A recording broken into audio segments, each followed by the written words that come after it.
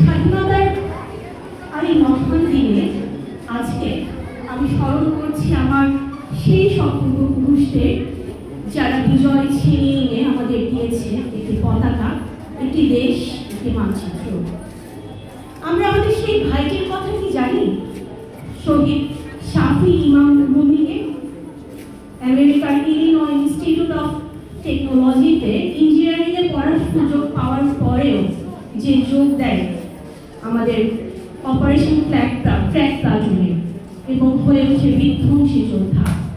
মাতৃভূমি নাকি ক্যারিয়ার, এই তর্কে যখন তার মা তার কাছে পরাজয় বরণ করে, নিজে গাড়ি ড্রাইভ করে ছেলেকে পৌঁছে দেয় ট্রেনিং নেওয়ার জন্য মেলা ঘরে।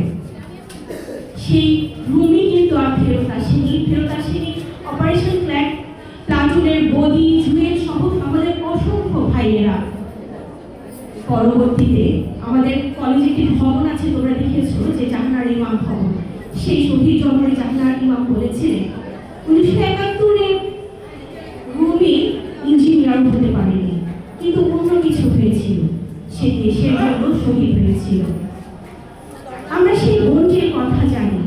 পেটে গুলি লাগার পরে যখন তাকে আগরতলায় নিয়ে যাওয়া হয় ডক্টরের কাছে, কোনো রক্ত পাওয়া যাচ্ছিল না, প্রচন্ড রক্তক্ষরণ করছিল।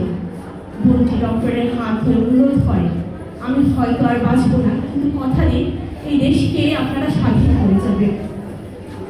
আমরা সেই মায়ের কথা জানি যার একমাত্র ছেলে আজাদ যখন পাকিস্তানিদের হাতে ধরা পড়ে, তার মা রমনা থানায় গিয়ে বলেছিল, বাবা শক্ত হয়ে থাকিস, কিছু স্বীকার করিস না। আজাদ তার মায়ের কাছে ভাত খেতে চেয়েছিল। পরবর্তী দিন তার মা ভাত নিয়ে আর আজাদকে ফেরত পায়নি। সেই মারও 14 বছর বেঁচেছিল, কিন্তু একদিনও ভাত খায়নি, নরম বিছানায় শুনিনি। আমাদের সেই বাবা আছে, নারায়ণগঞ্জের সেই বাবা, উনি যখন শরণার্থী শিবিরে ছিলেন এবং যখন তাকে জানানো হয় যে তার ছেলে মুক্তিযুদ্ধে শহীদ হয়েছে একটি অপারেশনে, তখন তার বাবা কাঁদতে লাগলেন।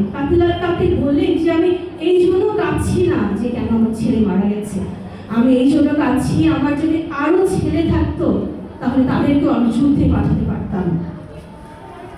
আমরা আজকে যে অক্সিজেন নিই, এটা আমাদের দেশ মায়ের বায়ু থেকেই নিই। আমরা যে অন্ন গ্রহণ করি, সেটাও আমাদের দেশ মায়ের শরীর থেকেই আসে। এই দেশ মাকে স্বাধীন করার জন্য আমাদের মায়েরা হাসতে হাসতে ছেলেদের বলেছিলেন, যা তোকে কোরবানি করে দিলাম। আমাদের বোনেরা চোখে স্বপ্ন নিয়ে স্বর্গে দিয়েছেন, আমাদের ভাইয়েরা জীবন দিয়েছেন অকাতরে। আমার খুবই প্রিয় একটা উপন্যাস হুমায়ুন আহমেদের জ্যোৎস্না জননী গল্পে। উপন্যাসটি শুরু হয়েছিল মার্চ মাসে এবং শেষ হয়েছিল বিজয় দিবসে। তো উপন্যাসের শেষে লেখক বলেছিল যে বিজয় দিবসে যে গল্পটি শেষ হবে, সে গল্পটি আনন্দময় হওয়ার কথা বলে একটি আনন্দময় শেষ দিলাম, কিন্তু বাস্তবটা এমন ছিল না। বাস্তবে নাইমুল তার স্ত্রীর কাছে ফেরত আসতে পারেনি। এই বিশাল বাংলার কোনো প্রান্তরে তার কবর হয়েছিল, কোথায় কেউ জানে না। বাংলার নাম না জানা অসংখ্য মুক্তিযোদ্ধার সাথে কোথাও সে সাহিত্য আছে, তাতে কোনো ক্ষতি নেই। বীর বাংলার মাটি পরম মমতায় তার 20 সন্তানকে বুকে ধারণ করেছে। জোছনার রাতে তার 20 সন্তানদের কবরে অপূর্ব সব নকশা তৈরি করে, গভীর মমতায় বলে, আহারে আহারে। ধন্যবাদ।